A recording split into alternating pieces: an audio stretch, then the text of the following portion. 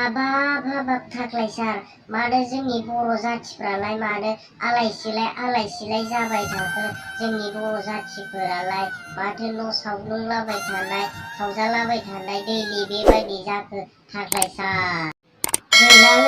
गैला थाख्लाय सार थेर बेथेर खालामजोबलांबाय जोंनि न'फोरखौ एनजेजों आंजोंनि न'खौ थाख्लाय सार जों दायो मायाव थाबावनांगौ जाखो जोंहा दायो न'आनो गैला थाख्लाय सार जा एसे रां खामायनानै इउटुबनिफ्राय थाइसे थाइनै खामायनानै जोङो न' बां लुदोंमोन बेबो हनै गासिबखौबो सिफायनानै गालांजोबबाय थाख्लाय सार जों दायो अबाव थाबावनांगौ थाख्लाय सार जों दायो बबेयाव थाबावगोन बे बिबयजों आंजों जेरावबो जायगायानो गैला गासिबो थेर बेथेर खालामजालांजोब्बाय थाख्लाय सार नोंनो जोंनि समस्तिनि एमएलए जानानै जों सानैखौ नायदो थाख्लाय सार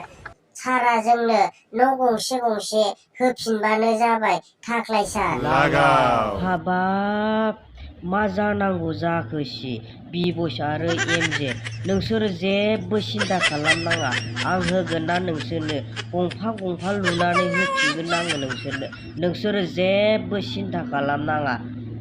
प्रकाश फंबाय बिसिनि नामखौ साफा खाथायाव थिखोनानै लाखादो जाहाथे बिसोरनि खामानिया थाबैनो मावफुंजायो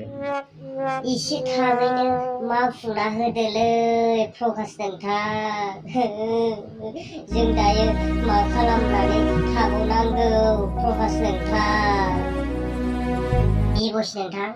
नोंथांमोना जेबो सिन्था खालामनाङा नैबे सैलाग्रा एमएलए थासान्दियाव आं होनखाबायना आं नोंसोर सानैनि मुंखौ खाथायाव थिखोना लाखाबायना नोंसोरो जेबो सिन्था खालामनाङा आरो बेबायदि बांद्राय दुखु खालामबाय थानाङा बिबस आरो एमजेमोन